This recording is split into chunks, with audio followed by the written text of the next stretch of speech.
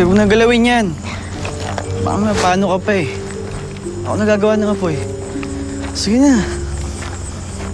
Ano dyan?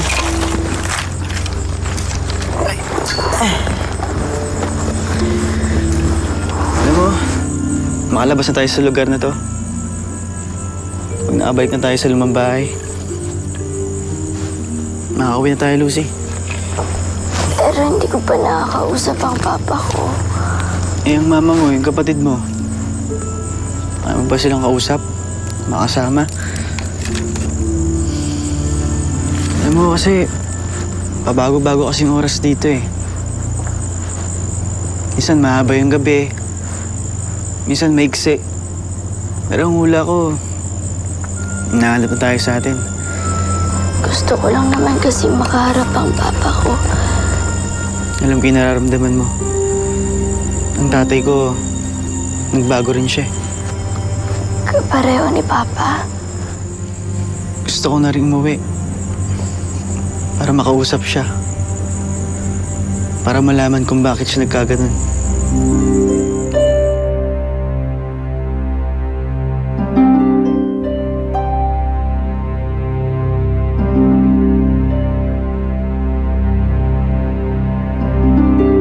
Nawawala na nga yung panganay niya, nakuha pa niyang makipaghiwalay sa'yo.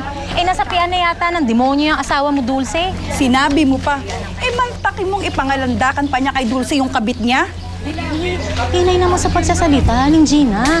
Baka naman may makarinig sa'yo.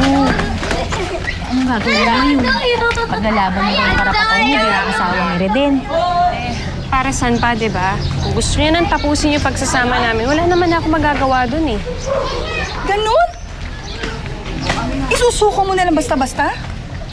Alam niyo mga mare, ayoko munang ilagay si Reden sa isip ko ngayon dahil ang importante sa akin yung mga anak ko. Lalo pa ngayon, nawawala pa rin si Benji. Halika na nga.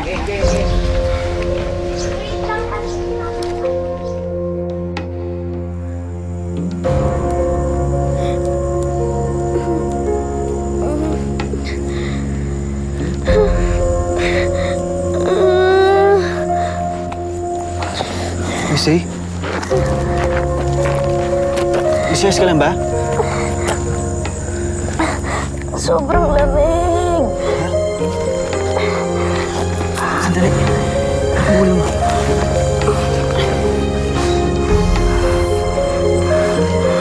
Lucy, inaatake ka ng hypothermia. Ano yun? Sa sobrang baba ng body temperature mo, kaya ka nanginginig ay sinusubukang painitin itong katawan mo. Pag hindi ito tumigil, pwedeng mag-shutdown lahat ng body organs mo sa katawan. Tinatakot mo naman ako eh. Kasi hindi kita tinatakot. Pero alam ko may solusyon kung paano tumaas ang body temperature mo. Ano? Pwede kitang yakapin. Puro kalokohan ka talaga. Kasi hindi kita niloloko. Napag-arala ko yung Boy Scout ako. Kung yakap lang ng isang tao, isa siya sa solusyon sa hypothermia. Okay? Sigurado ka? Promise, wala akong ibang gusto kundi tulungan ka, Lucy. Ha?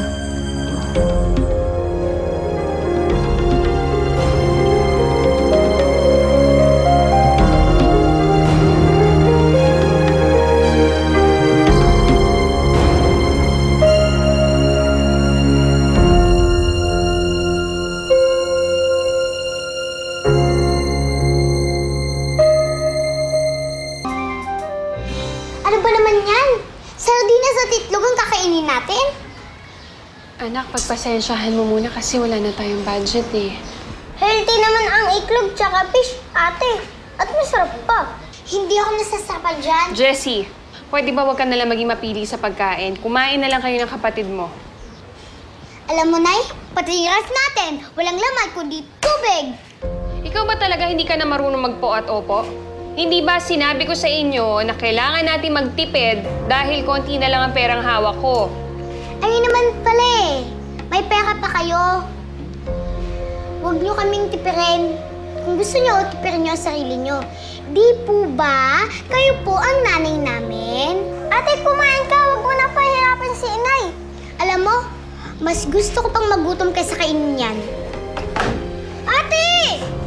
Kaya mo na, anak. Pabayaan mo na lang yung ate mo, ha? Ivan, mamaya iiwan ko kayo kay Aling Tiling. Gusto ko magpakabait kayo kasi kailangan ipagpatuloy ni Nanay yung pagpahanap kay Kuya Benji, ha?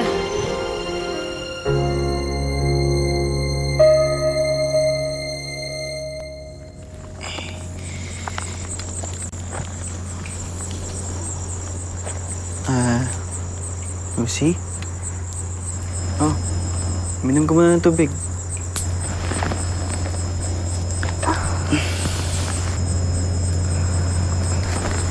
Saan mo nakuha yan?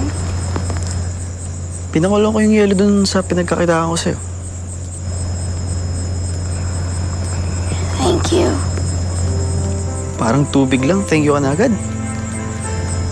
Hindi lang naman para dun eh. Thank you kasi dahil sa'yo buhay pa ako at humihinga dahil dun sa ginawa mo kagabi. Pati dun sa mga cannibal, niligtas mo rin ako. Wala yun eh. Kaibigan kita, syempre, tutulungan kita, di ba? Talaga? Friends tayo? Bakit? Di ba? Friends.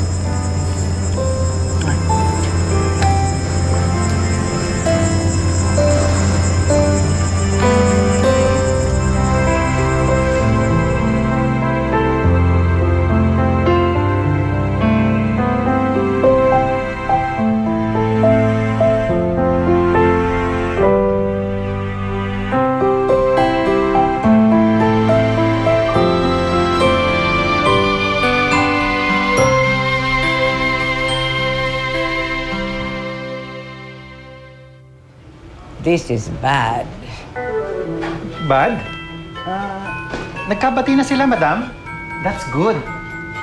Kailan pa naging good ang masama sa bahay na ito, Aber? Gamitin mo nga yung utak mo, Kulas. Pinapapasok natin ng mga tao sa lumang bahay na ito para masira ang buhay at pamilya nila. Clear? Crystal, madam. Pero bakit na ulit natin ginagawa yun, madam?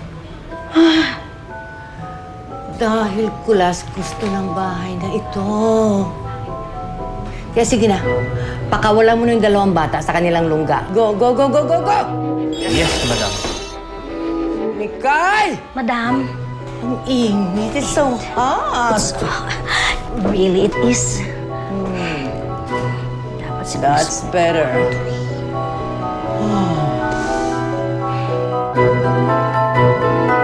Kagabi, ang lamig-lamig ngayon naman. Sobrang init. Buti pa, hanapin natin yung susi para makaalis na tayo sa lugar na to. Lucy, nakita mo yung pinto na yun? Baka dun may susi. Sandali lang.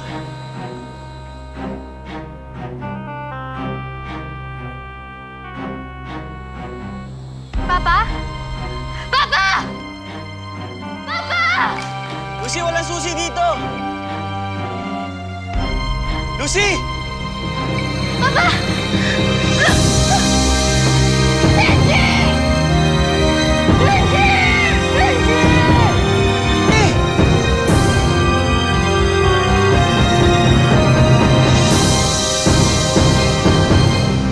Anak, pwede na ba tayo mag-usap na dalawa? Ayoko nga makipag-usap sa'yo. Jessie, halika nga dito, ha? Halika dito. Sumosobra ka na eh, ha? Abusado ka na. Basta! Namamalo ka ng bata! Kailangan ni Dulce ng tulong natin. Hindi mo na kailangan sabihin yan, Tiling. Mahanap din natin si Jessie. Di ba mga kasama? Takot sila dito sa lumang bahay, kaya hindi nila ako hahanapin dito. Di ba lagi nakatambay doon si Mang Sidio? Kung kinuha man niya si ate o kaya si Kuya Benji, then there's a big possibility nandun sila sa lumang bahay. Susugurin niyo ang pamamahay ko? Let's see kung anong makikita niyo. Aling gasawa po. Wag!